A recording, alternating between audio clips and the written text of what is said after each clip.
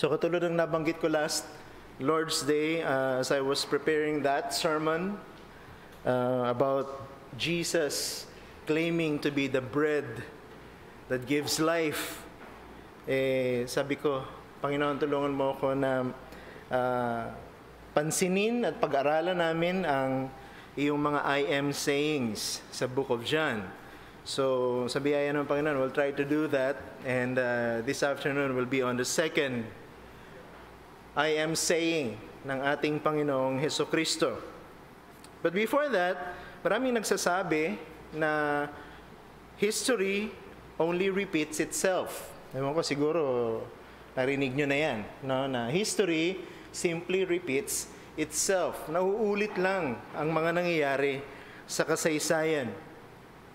But I take a different position. Naniniwala ako at naniniwala ang sinumang nagbabasa ng Biblia, no? And actually, ang mga Christian should know better when it comes to history, because history is not merely a series of repetitive events. No, hindi pa ulit-ulit lang ang nangyayari sa kasaysayan. History is basically linear. Kapag sinabi natin history is linear, it starts with a particular starting point and it ends with a definite point. Sa ating nagbabasa ng salita ng Diyos, nakikita natin na ang Diyos ang nagpasimula ng kasaysayan, so history starts with God. And it will end with God. No, nung sinabi ng Diyos, let there be light, that's the start of human history. Okay? And it will end dun sa Revelation when John said, and then I saw the new heavens and the new earth. So that will be the end of history. History, para sa akin, ito yung definition ko ng history. History is a collection of imprints in time that reveals to us who God really is. Ulitin ko yan. Ang kasaysayan ay koleksyon ng mga imprenta sa panahon, sa oras, na nagpapakita sa atin kung sino ang totoong Diyos. So, history ay hindi katulad ng sinasabi ng mga experts, no, sa pag-aaral ng kasaysayan, na ito ay series of events na nagpapakita sa atin kung paano ang tao ay naging dakila sa ibabaw ng mundo. Diba? Para sa maraming historian, that is history. It is just telling us how great man really is. Para sa akin, it is the revelation of God's faithfulness in completing what He has promised.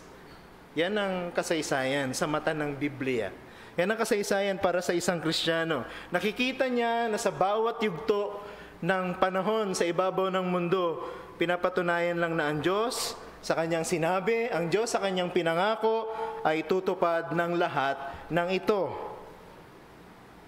Siguro pag binasa natin ang kasaysayan na nakasulat sa Biblia, isa lang ang kasaysayan ng isang bansa na naisulat sa Biblia. At yun na yung kasaysayan ng bayan ng Israel. Very privileged sila, no? History lang nila ang nakasulat sa Bible. No? Any other human history, any other world history, mababasa lang natin sa mga textbook na sinulat din ng mga tao. But the history of Israel is unique, it's special. Kaya lang, ang problema, bagamat ang kasaysayan ng Israel ay sinulat ng Diyos sa Kanyang banal na aklat, hindi ito nagdala sa kanila sa tamang pagkakilala kung sino ang Diyos. Ang totoo, naging dahilan ng kanilang kayabangan, ang kanilang kasaysayan. So, asahan natin na ganito talaga ang mangyayari sapagkat ang tao ay makasalanan, and besides that, history will never save sinners. Hindi magliligtas ang kasaysayan ng sinumang makasalanan. However, merong isang bagay sa kasaysayan ng Israel na ang totoo, intended ng Diyos to bring sinners to salvation. Merong isang naganap sa kasaysayan. Actually, inihula noong pa mang nagsisimula ang kanilang kasaysayan at isinakatuparan sa loob din ng kanilang kasaysayan bilang isang bayan kung papaanong ang Diyos ay magliligtas ng mga makasalanan. The historical presentation of God as light yung pagpapakilala na ang Diyos ay liwanag. Na nandun makikita mo at mababasa mo sa mga mahalagang yugto sa kasaysayan ng bayan ng Israel, itong Diyos ng liwanag ay Diyos na naging tao. So God, who is light, became the incarnate light. Liwanag na nagkatawang tao, who did not just lead sinners out of darkness, but transformed sinners into real lights into this dark and sinful world. So ang Diyos na ito ng liwanag, nagkatawang tao at nagligtas ng mga tao mula sa kadiliman, pero hindi lang nagligtas ng mga tao, kundi silang mga niligtas dahil nanampalataya sa Kanya, ginawang liwanag dito sa madilim at makasalanang mundo. Basahin natin ang ating text ngayong hapon na matatagpuan sa John chapter 8 verses 12 to 20. John chapter 8 verses 12 to 20. Babasahin ko sa ESV dahil may mga ilang translation sa Tagalog I don't think na na-capture well mula sa English. So better read the English translation from the ESV. John chapter 8 verses 12 to 20. Again, Jesus spoke to them saying, I am the light of the world. Whoever follows me will not walk in darkness, but will have the light of life. So the Pharisees said to him, you are bearing witness about yourself. Your testimony is not true. Jesus answered, even if I do bear witness about myself, my testimony is true. For I know where I came from and where I am going. But you do not know where I came from, or I come from, or where I am going. You judge according to the flesh. I judge no one. Yet, even if I do judge, my judgment is true. For it is not I alone who judge, but I and the Father who sent me. In your law, it is written that the testimony of two people is true. I am the one who bears witness about myself, and the Father who sent me bears witness about me. They said to him, therefore, where is your Father? Jesus answered, you know neither me nor my Father. If you knew me, you would know my Father also. Verse 20. These words he spoke in the treasury as he taught in the temple, but no one arrested him because his hour had not yet come. Pagpalain ng Diyos ang pagkabasa ng kanyang mga salita. No, dalawang bagay po ulit ang ating pagbubulay-bulayan from this passage. Number one, the external awareness of God's light.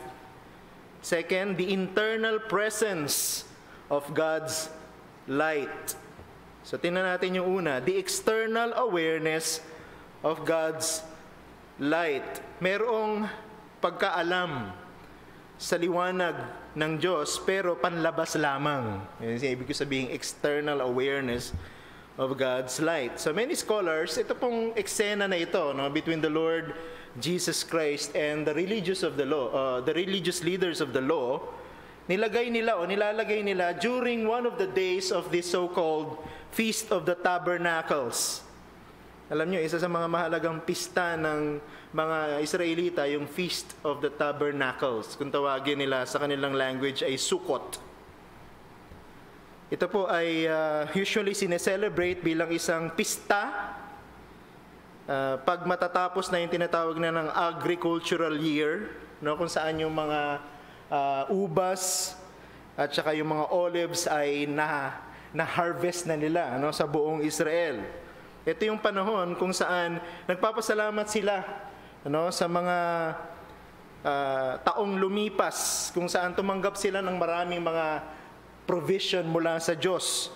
At bilang pag-acknowledge na rin na pagtugon ng Diyos sa kanilang mga pananalangin para magkaroon sila ng hindi lang magandang season na maraming ulan, kundi magandang mga bunga sa kanilang pag-aani. So usually naglalast ito from October through March. Medyo mahaba yung period na tinatawag nilang agricultural year.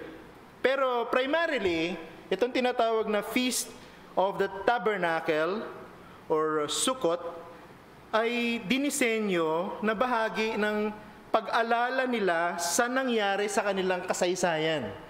Now, what particular part of their history, yung kasaysayan nila na kung saan ang kanilang mga ninuno ay naglakbay sa ilang mula nang sila ay pinalaya ng Diyos mula sa pagiging alipin sa Ehipto. So tandaan niyo, bago sila dumating sa bundok ng Sinai, sila ay naglakbay muna sa ilang ng napakaraming panahon.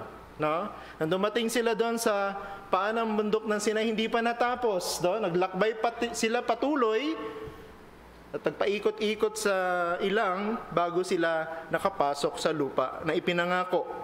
So makikita niyo yung kwento patungkol dito kung saan inutusan sila ng Diyos bilang pag-aalaala sa panahon na yon ng pagliligtas sa kanila, provision sa kanila ng Diyos throughout the wilderness.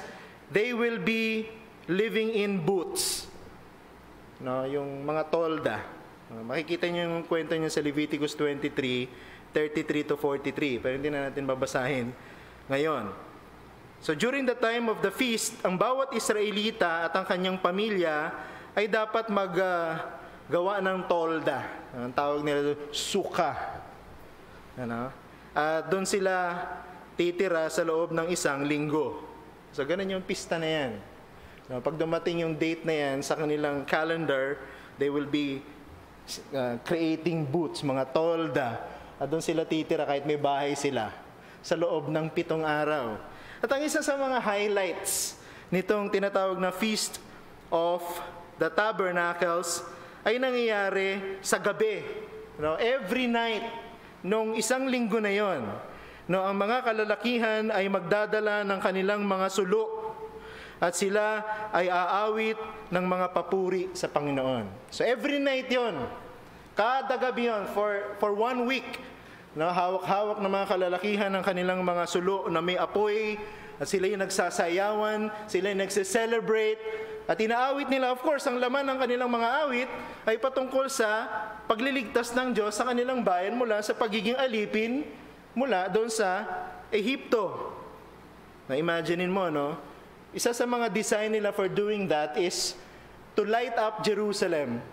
Dito sa buong linggo na ito, sa paghawak nila ng mga sulo, lahat ng mga lalaki, pagliliwanagin nila ang buong siyudad ng Jerusalem. So kung malayo ka sa Jerusalem, yung 1 week na yun ng gabi, nagliliwanag ang Jerusalem with torches and with people singing praise to God. And it was during one of those nights kung saan sinabi ng Panginoong Jesucristo, dineclare niya, I am the light of the world. Just imagine the shock. Ano? Isa itong engranding pista sa mga Hudyo. No? So, yung ibang Hudyo ay bumabiyahe pa mula sa iba't ibang mga lugar. Bumabalik sila sa Jerusalem para makisama sa pagdiriwang. And siguro, hindi ko alam kung anong araw. But one of those nights, nagsalita ang Panginoon, maaaring tumayo siya at nagsalita siya sa mga tao. Sinabi niya, I am the light of the world. Alam niyo, ang mga Hudyo, alam nila kung anong ibig sabihin ng liwanag. No? Sa kanilang kasaysayan, ginamit ng Diyos ang liwanag para ang kanilang mga ninuno ay gabayan sa kanilang paglalakbay sa ilang sa oras ng gabi. Pag binasa niyo yung kanilang kasaysayan, they traveled day and night. Pero dahil sa katigasan ng kanilang puso, nagpaikot-ikot lang sila sa wilderness for 40 years. Pero isa sa mga magagandang bahagi ng kanilang kasaysayan, the Lord was with them all those years. Ganito yung sabi sa Exodus chapter 13 verse 21 and 22. Basahin natin sa ating English Standard Version. Sabi diyan, and the Lord went before them by day in a pillar of cloud to lead them along the way, and by night in a pillar of fire to give them light. that they might travel by day and by night. The pillar of cloud by day and the pillar of fire by night did not depart from before the people. Just imagine, if you are one of those Israelites traveling in the wilderness, by day nakikita mo yung haliging ulap. Sa umaga, sa gabi, yung haliging ulap nagiging haliging apoy. At yun ang nagbibigay sa kanila ng liwanag, sa kanilang paglalakbay, at hindi sila iniiwanan. So hindi lang ito nagbibigay ng liwanag sa kanilang daan, but the same pillar of fire by night protects them. Binibigyan sila ng pag-iingat mula sa kanilang mga kaaway. Pag binasa niyo sa Exodus chapter 14, verse 24 to 25, ganito ang inyo makikita. And in the morning, watch, the Lord in the pillar of fire and of cloud looked down on the Egyptian forces and threw the Egyptian forces into a panic, clogging their chariot wheels so that they drove heavily. And the Egyptians said, "Let us flee from before Israel, for the Lord fights for them against the Egyptians." So even ito mga Egyptians na ito, nakita nila nakasama ng mga Israelita ang Diyos. Yung Diyos na nagpalaya sa kanila mula sa Ehipto, yung ding Diyos ang sumasama sa kanila, gumagabay sa kanila, at nagbibigay sa kanila ng proteksyon. Hindi sila nagalaw ng mga Egyptians. Pwede silang i-ambush, di ba? Pagkagabi. Sa wilderness, wala naman silang pagtataguan doon. No? Dahil wala namang, expose sila doon from all directions. Pero ang sabi diyan sa text na yan, God was with them and protected them. So alam ng mga Israelita, kung ano ibig sabihin ng liwanag ng Diyos. Hindi lang ito pinagkukwentuhan pagka libre ang oras. Na panahon na yan, sa kanilang kasaysayan, nakikita ng mga mata nila ang ibig sabihin na ang Diyos ay liwanag. Ang ibig sabihin na ang Diyos ay kasama nila. Ang ibig na sabihin ng Diyos ay nagbibigay sa kanila ng proteksyon. Pero itong mga Hudyo na ito, actually, even yung mga Israelita ng panahon ni Moises at yung mga Hudyo sa panahon ng Panginoong Jesucristo, they only had the external meaning of the light of God in their minds. Naiintindihan lang nila liwanag. Liwanag, ibig sabihin, hindi dilim. Ganun lang kasimple para sa kanila ang ibig sabihin ng liwanag ng Diyos. Light is a common religious symbol. Ang totoo niyan, kahit mga pagano, ina-associate nila ang liwanag sa kanilang mga Diyos na sinasamba, di ba? Pag-aralan mo ang kasaysayan, kahit kasaysayan natin mga Pilipino, iginagalang ang liwanag, sinasamba ang liwanag. Kahit mga pagano, alam nila pag liwanag, hindi yan masama. Pag liwanag, yan ay galing sa Diyos na nagpapala, sa Diyos na iniingatan, sa Diyos na dapat igalang at sambahin. Ang liwanag ay hindi galing sa kasamaan. At habang tumatagal ang panahon, ang mga Hudyo, natatandaan lang nila ang Diyos bilang liwanag pag dumarating ang pista ng mga tolda or the Feast of the Tabernacles. Yan ang pinakamatindi. Dumating lang sila sa point pagka pinag-uusapan ng Diyos ay liwanag, na-associate lang nila sa kanilang ceremony ng Feast of the Tabernacle. Siguro inaawit nila yan. Siguro yung Psalm 27 verse 1 and 2, ganito nakasulat, "The Lord is my light and my salvation. Whom shall I fear? When evildoers assail me to end up my flesh, my adversaries and foes, it is they who stumble and fall." So diyan makikita mo, maaaring nung sinusulat diyan, binabalikan nila yung kasaysayan ng Israel dun sa wilderness, kung saan pinoproteksyonan sila ng Diyos by the pillar of fire. Sila na mga kaaway, sila yung natatalo. Hindi sila yung natatalo ng kanilang mga kaaway. Why? Because the Lord is their light and their salvation. Inaawit nila yan. They sing the song.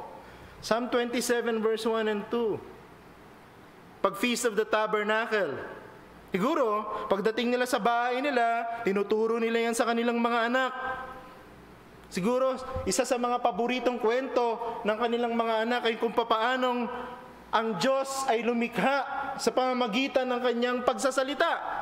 Diba sabi dun sa Genesis chapter 1, verse 3 sa ESV, no? Sabi diyan, let there be light, and there was light.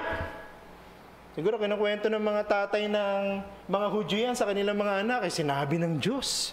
Sa pasimula ng panahon, magkaroon ng liwanag.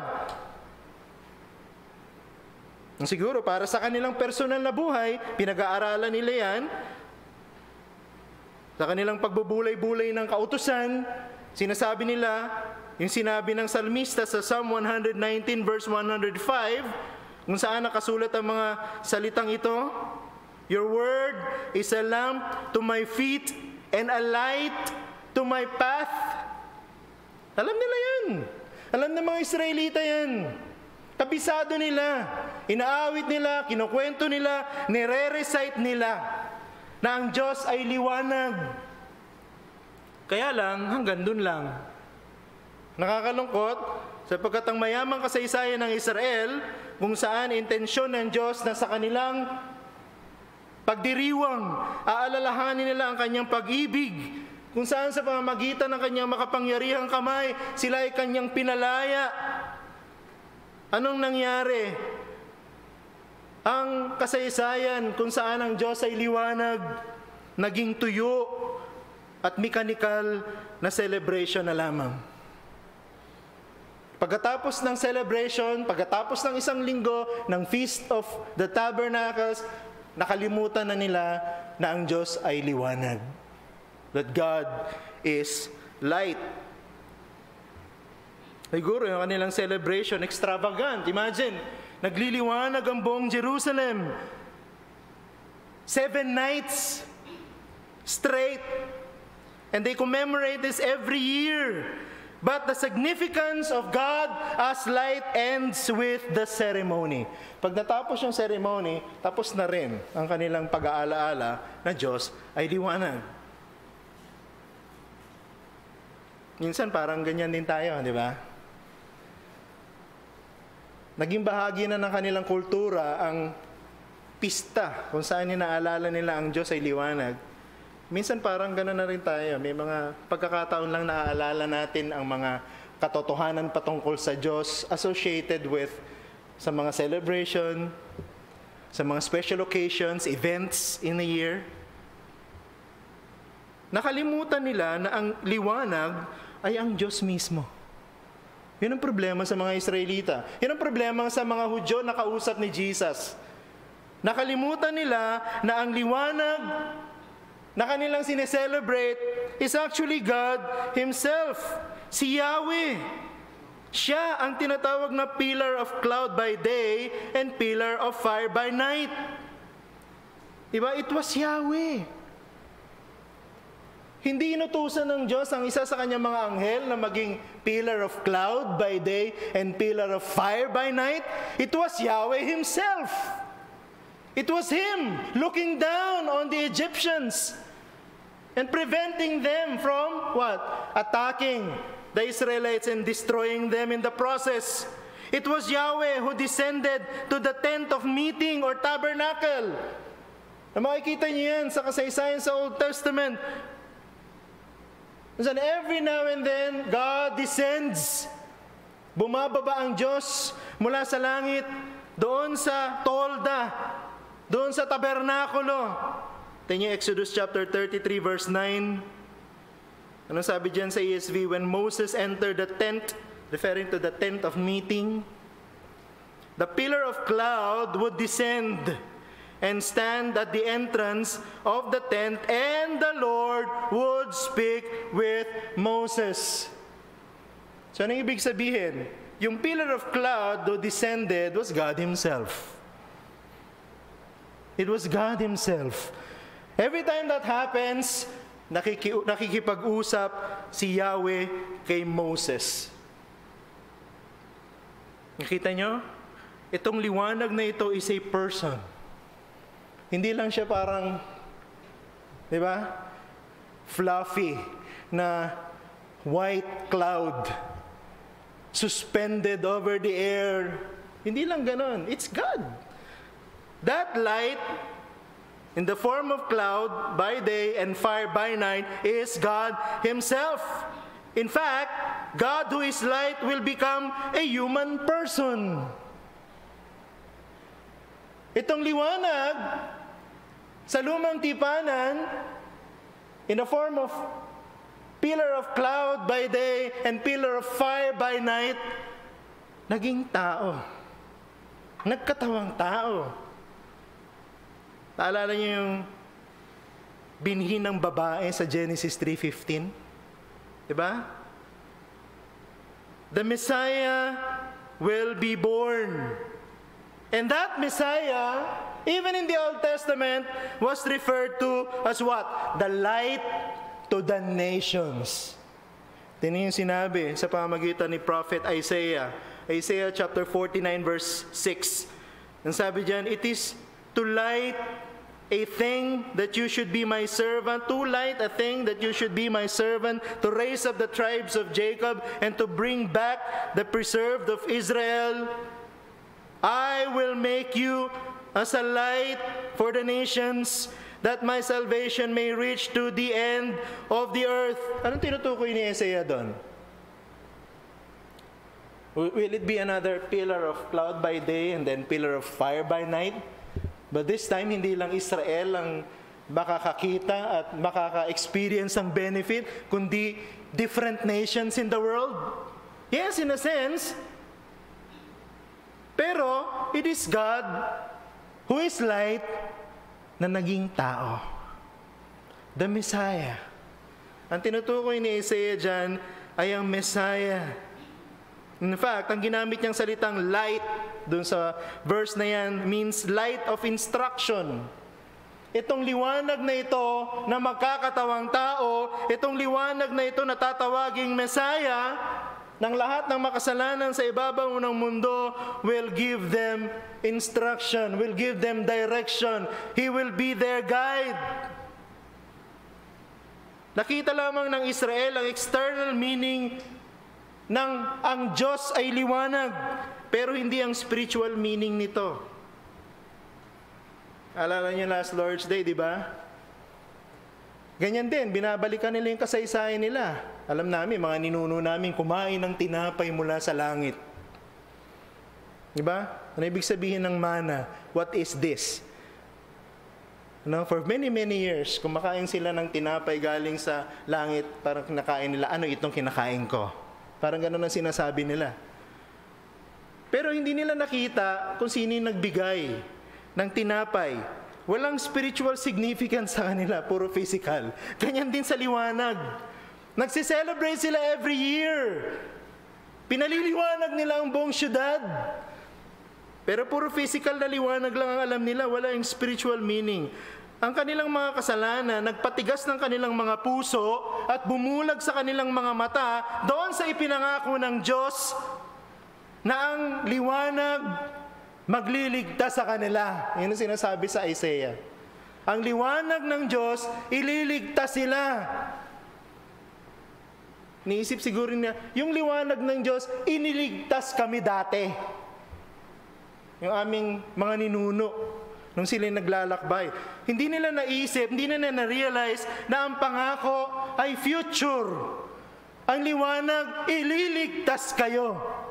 Sapagkat ang liwanag ng Diyos, magkakatawang tao.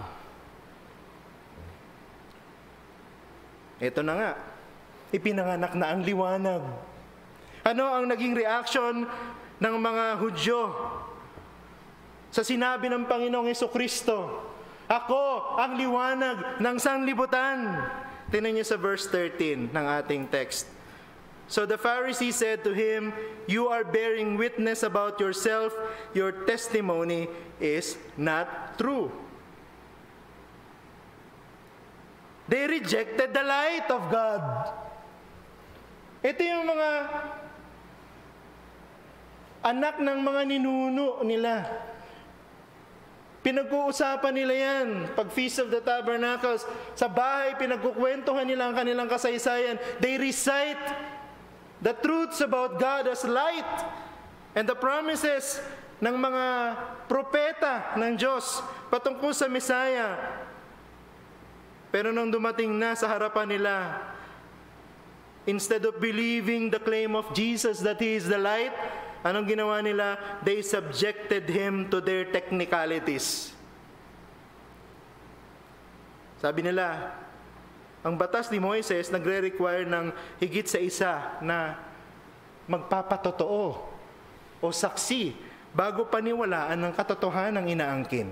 Deuteronomy 17 verse 6, di ba? 2 or 3 witnesses kailangan.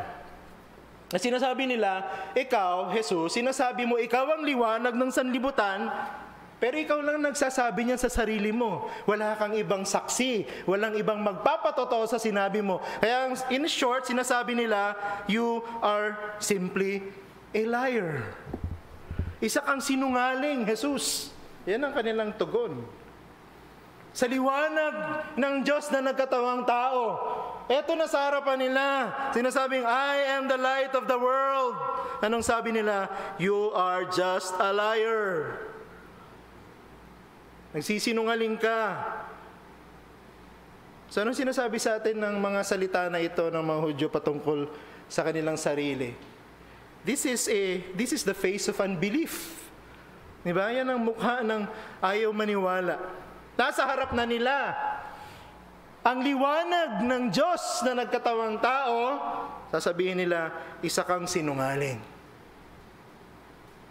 The very light of God that the Jews were celebrating, pinagdiriwang, was right there in front of them, yet they could not recognize Him. Yan ang problema sa tao na wala kay Kristo. Naririnig na ang katotohanan, naririnig ng pangaral. Ito ang tagapagligtas. Siya lamang, wala ng iba. Wala kang gagawin para iligtas ang sarili mo. Si Jesus ang gumawa ng lahat ng paraan para maligtas ka. Anong sasabihin? Kulang pa yun. Kailangan ko pang may gawin ako sa sarili ko. Kailangan ko pang magdagdag ng sarili kong pagsisikap. Sasamahan ko pa ng ibang mga gawa. Ang sinasabi ng Jesus na yan, wala silang pinagkaiba sa mga Hudyo who were only aware of the physical meaning of the light. Instead of accepting Jesus as the light, they dismissed Him as a scoundrel. Sinungaling ka, Jesus. Na kung meron mang hindi pa mananampalataya dito na nakikinig, nanonood sa atin,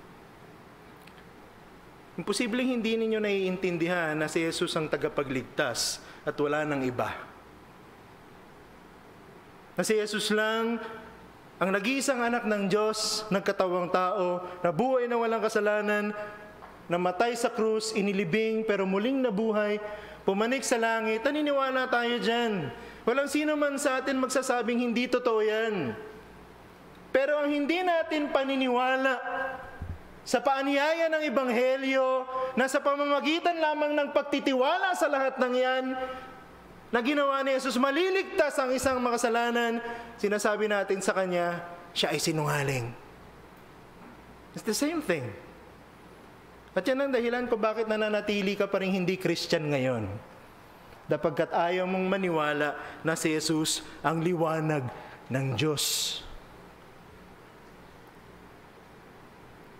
Let's look at the second point, the internal presence of God's light. Ang liwanag na ito ng Diyos pwedeng maging panloob na katotohanan ng isang tao.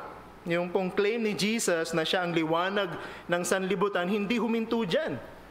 Yung pong declaration ni Jesus that sabi niya, I am the light of the world, ay sinundan niya ng paanyaya. The declaration was followed by an invitation. Tingnan yung second part ng verse 12. John chapter 8 verse 12b, sabi niya, whoever follows me will not walk in darkness, but will have the light of life. Ang mga Hudyo, inaalala lang nila ang liwanag ng Diyos sa kanilang kasaysayan sa pamamagitan ng mga makukulay at masasayang selebrasyon, seremonya, pero walang biyaya. Puro panlabas, walang biyaya. Hindi nila naranasan ang katotohanan. Pinagliliwanag nila ang templo, but they cannot see the light. Imbis na sila ay lumapit sa liwanag, anong ginagawa nila? Sila ay lumalayo sa liwanag, mas gusto nilang mabuhay sa kadiliman. Ayaw nila sa liwanag ni Jesus. Gusto nila, doon ako sa kadiliman ng aking kasalanan. The light of God is not within them. Nasa labas, wala sa loob. It's not within them. They celebrate the light, but the light didn't belong to them.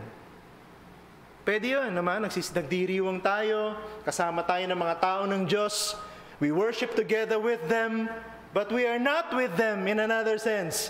Kasama tayo sa nagdiriwang, pero hindi tayo kasama sa totoong nagdiriwang sapagkat hindi na naranasan ang katotohanan ng ipinagdiriwang. The light has come to them, but they chose to remain in the darkness. Bumaba ang liwanag. Yung liwanag sa ilang, nagpapalutang-lutang lang, ginagabayan sila. Hindi nila nahipo. Hindi nila nayakap. Paano mo yayakapin yung haliging apoy? Masusunog ka. Pero nung pinanganak ang Mesaya, yung liwanag bumaba. Yumapak sa ibabaw ng lupa. Lumakad kasama ng tao. Nakipag-usap sa mga tao. Nagturo sa mga tao. Namatay para sa mga tao. At muling nabuhay para sa mga tao. Pero anong ginawa ng mga tao? Mas pinili ang kadiliman. Yan ang ginagawa mo, kaibigan, kung ikaw ay nakakapakinig palagi ng paanyaya ng Ebanghelyo, lumapit ka kay Jesus. Magsisi ka ng kasalanan mo, manampalataya ka. Pero ayaw mo, tumatanggi ka, marami kang dahilan. Sinasabi mo, marami pa akong kasalanan. Kailangan ko muna mapagtagumpayan itong kasalanan na ito. Yung kasalanan na yun, kailangan mo nang mawala sa buhay ko. Siguro pag nawala na lahat ng mga kasalanan na ito, saka ko lalapit kay Jesus. Saka ko lalapit sa liwanag. Pag ganyan ang kaisipan mo, kaibigan, hindi ka lalapit sa liwanag. Patuloy kang lalayo. Dahil hindi mo maaalis yung kasalanan mo. Sabi ng Panginoon, lumapit kayo sa akin. Kung sino ka, kung ano ka, ililigtas ka niya. So the reaction of the Jews in the time of Jesus demonstrates a reality, or two realities at least. At hindi lang ito reality patungkol sa kanila ng mga Hudyo noon, kundi reality sa mga tao sa panahon natin ngayon. Ano yung dalawang reality? Number one, they reject Jesus because they do not know who He is. Yun yung unang reality. Yan yung nangyari sa mga Hudyo na kausap ni Jesus nung sinabi niya, I am the light of the world. Sabi nila, no, you are a liar. Why? Because they do not know Him. Anong sabi ng Panginoong Jesucristo sa verse 14 ng ating text, John chapter 8, verse 14, even if I do bear witness about myself, my testimony is true, for I know where I came from and where I am going, but you do not know where I come from or where I am going. Sa isang banda, sinasabi ni Jesus, eto, nagpapakilala ako sa inyo, pero ang totoo, hindi nyo ako kilala. Ang totoong pananampalatayang nagliligtas ay hindi lang paniniwala na ang pangalan ng tagapagligtas ay Jesus. Ulitin ko po yan. Ang pananampalatayang nagliligtas, hindi lang yung naniniwala ka na merong isang tagapagligtas at ang pangalan ng tagapagligtas na yon ay Jesucristo. Hindi yun ang pananampalatayang nagliligtas. Ang pananampalatayang nagliligtas, naniniwala kayo at kinikilala ninyo kung sino talaga siya. Kung sino talaga si Jesus. Ang mga Hudyo, naniwala sila sa Mesaya. Ine-expect nga nila na darating ang Mesaya. Alam niyo yung mga Hudyo na nagsabi kay Jesus na sinungaling siya? Meron pa rin mga Hudyong ganyan sa panahon natin sa kasalukuyan, naghihintay pa rin sa darating na Mesaya. Hindi si Jesus yung Mesaya, meron pang darating na totoong Mesaya.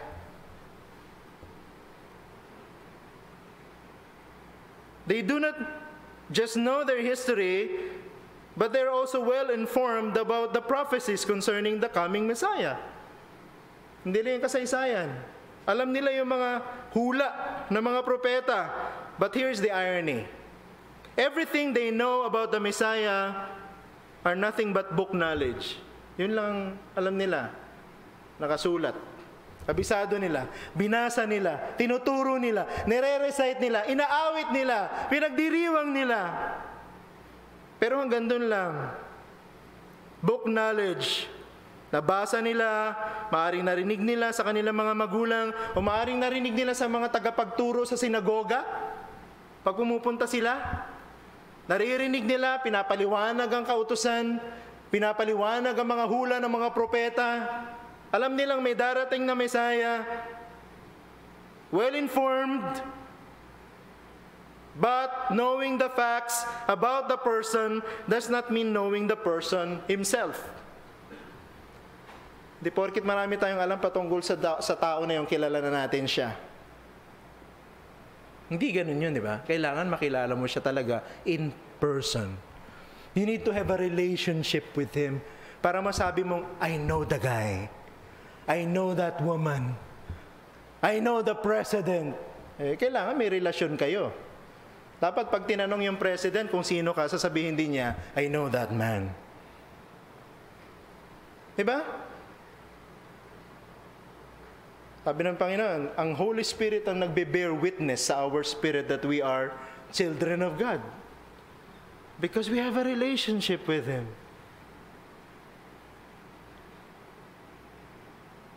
Saving faith means believing that Jesus is God who became man. Saving faith also means believing that the incarnate God died and resurrected from the dead. Saving faith is believing I must put my life in the hands of this Jesus in order for me to be saved. Yun ang saving faith. Kailangan ng buhay ko, lalagay ko sa kamay ng Jesus na yun.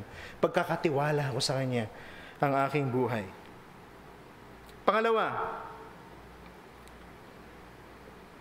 they rejected Jesus because they do not know Him.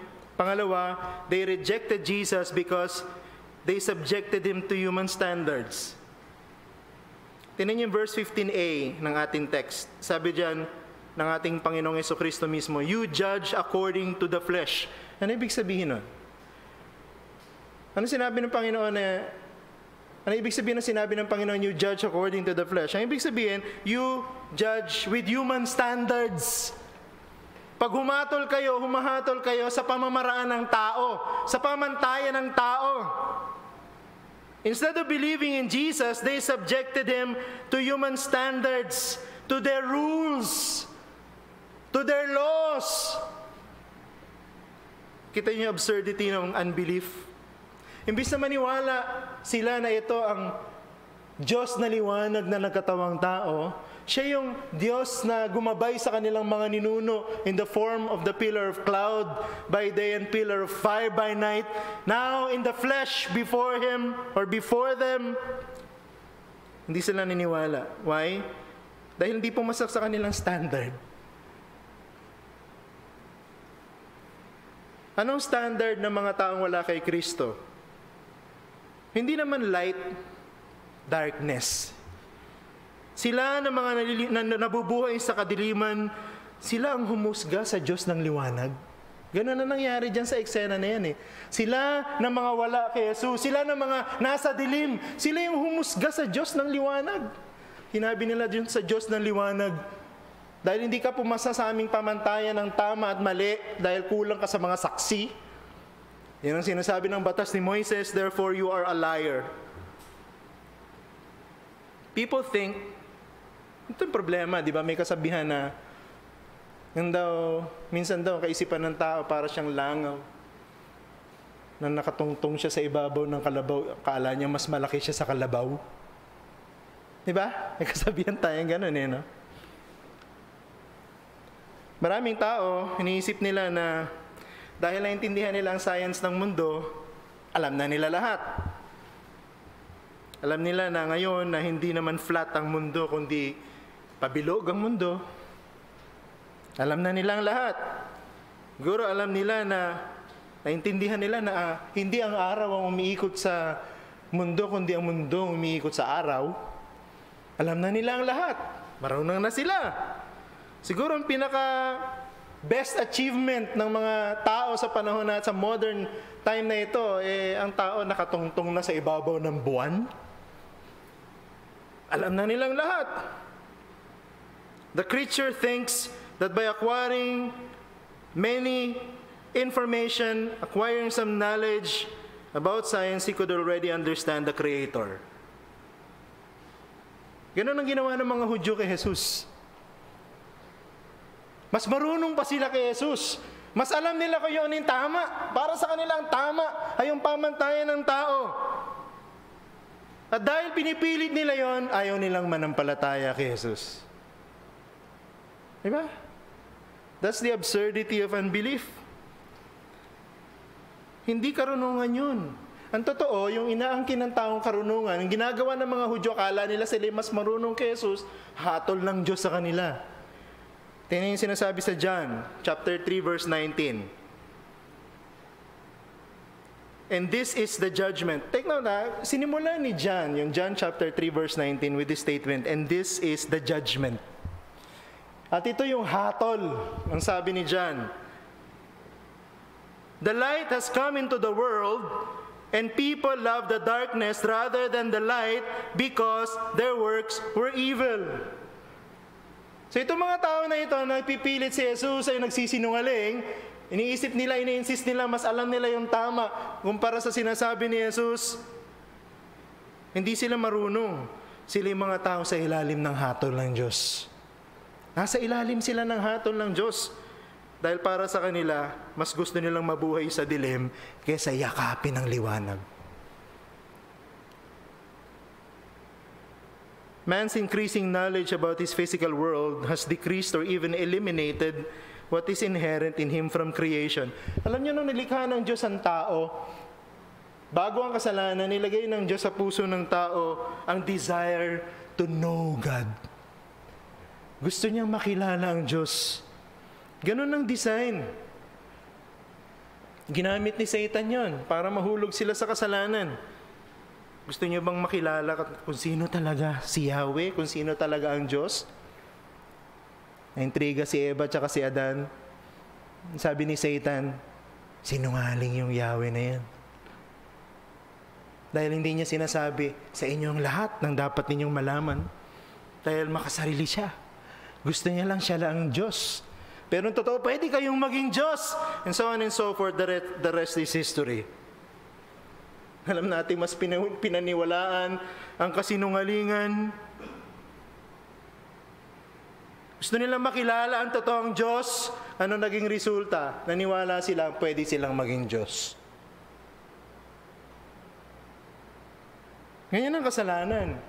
Ganyan si Satan. Kaya hindi siya papayag na pag nangangaral ng Ebanghelyo, ang mga tagapangaral, andun lang siya sa isang sulok, nakadikwatro at tatango-tango. Gagawa siya ng paraan para every time that there is a preaching of the gospel, people will not understand. Gusto niya ang mga tao manatili sa kadiliman. Gusto nila, susukatin nila ang Diyos sa pamamagitan ng kanilang sariling pamantayan. Unless we abandon our own standards and submit to God's standard, we will never be saved.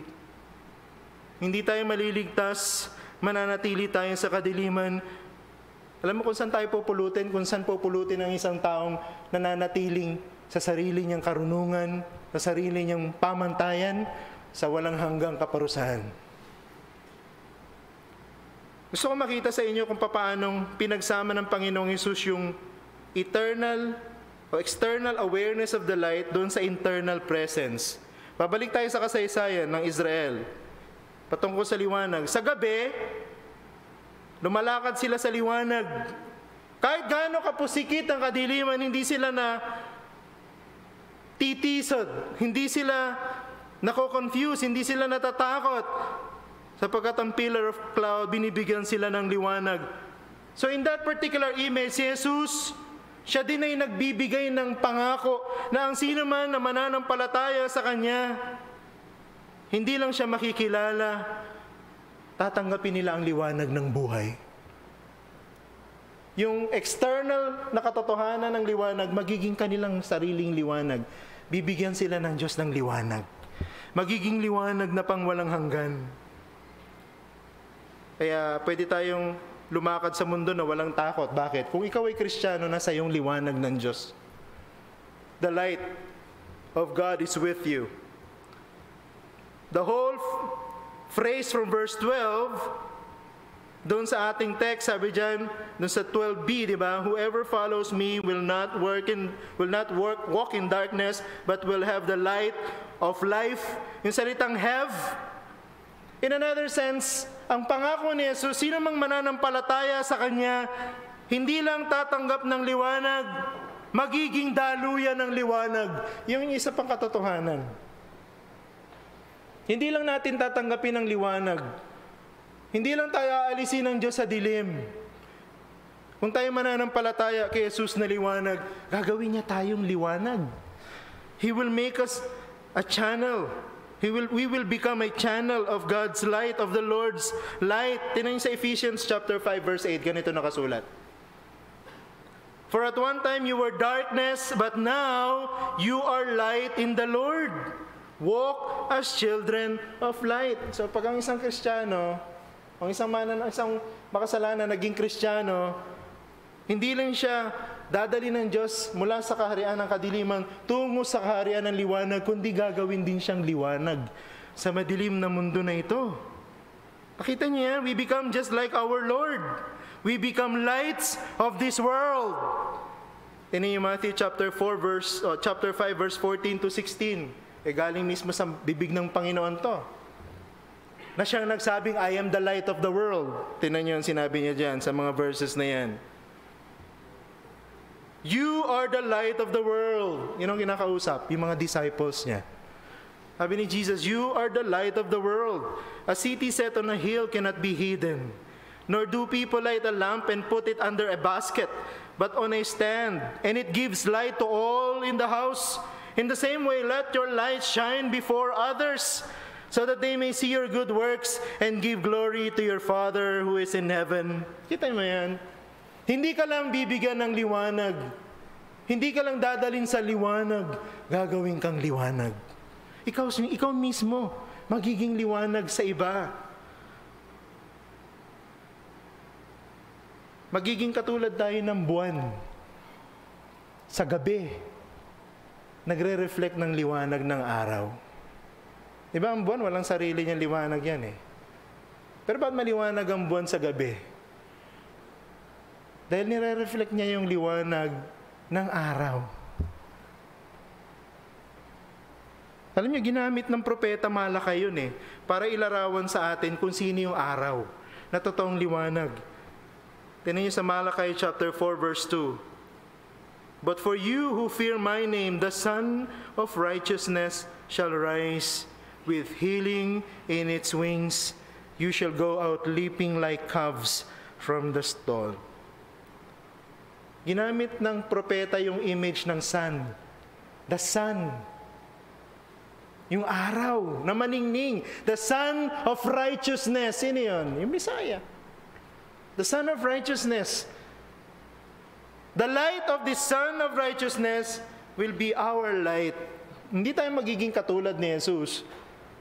Hindi tayo magiging tagapagligtas ng mga tao pero magdadala tayo sa mga taong nasa dilim doon sa liwanag ni Jesus. That's our job.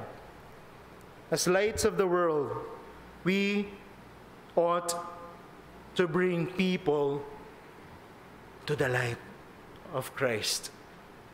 Ang tanong ko sa inyo ngayon, do you have the light of life? Nasa inyo ba yung liwanag ni Jesus? Nasa inyo ba yung liwanag ng buhay? Ikaw na nakikinig ngayon, nanonood sa live stream, do you have the light of Christ in your life? Is Jesus your light? And kung ikaw ay Christian na nga ngayon, do you direct people to the true source of your light? Kung meron kang liwanag ni Jesus, dinadala mo ba itong mga tao? Asawa mo, anak mo, kapatid mo, pamangkin mo, apo mo, pinsan mo, kapitbahay mo, kaklase mo, sa liwanag ni Jesus? Kung tayo totoong liwanag ni Jesus, nagliliwanag tayo para kay Jesus, dapat pag tinitingnan tayo ng mga tao, hindi tayo nakikita ang liwanag ni Jesus at sila'y lalapit sa Kanya. Sana si Jesus na siyang liwanag ng sanlibutan, magbigay ng liwanag sa atin tungo sa buhay na walang hanggan. Manalangin tayo. Aming Ama, kami po'y nagpapasalamat sa iyo. Salamat po sa paalala niyo sa amin mula sa inyong salita. Totoo po, Panginoon, ikaw ang nag-iisang liwanag. At marami pa rin sa mundo, akala nila alam na nila ang lahat ng katotohanan. At minsan, nilalagay nila kayo sa ilalim ng kanilang mga microscope. Sinisilip nila kayo sa pamamagitan ng kanilang sariling pamantayan. At minsan, dinidismiss nila ang iyong claim that you are the light of the world. Na ang sino mang lalapit sa iyo ay hindi nalalakad sa kadiliman. Ang sino mang lalakad sa ilalim ng iyong liwanag ay magiging liwanag din sa iba. Minsan ayaw nila yan. Tinatanggihan nila yan, sinasabing nilang ikaw ay sinungaling. Baka meron sa nakikinig sa amin ngayon ng ganitong pag-iisip. Naiintindihan nila ang sinasabi pero dinidismiss nila na hindi nila kailangan. Ayaw nila sa liwanag ni Jesus. Meron silang sariling pamamaraan patungo sa liwanag. Pero sana wag niyong pahintulutan na mangyari na sa katapusan ng kanilang mga hakbang, doon sila mahulog sa walang hanggang kapahamakan na akala nila'y liwanag. Iligtas niyo po ang mga hindi pa Christian, Panginoon, na nakikinig ngayon dito at sa live stream. Sana maintindihan nila that you are the true light. Ang liwanag sa lumang tipanan na naging liwanag na nagkatawang tao sa bagong tipanan, ang aming Mesyas, ang aming Panginoon, ang aming tagapagligtas. Lahat ng mga salitang ito, baunin namin. Mga Kristiyano kaming magliliwanag saan mo man kami dalin. Sa anumang parte ng mundo, anumang sphere ng society, help us to become lights that will bring people to the light of Jesus. Lahat tayong tidalangin namin sa iyo, sa pangalan ni Jesus. Amen.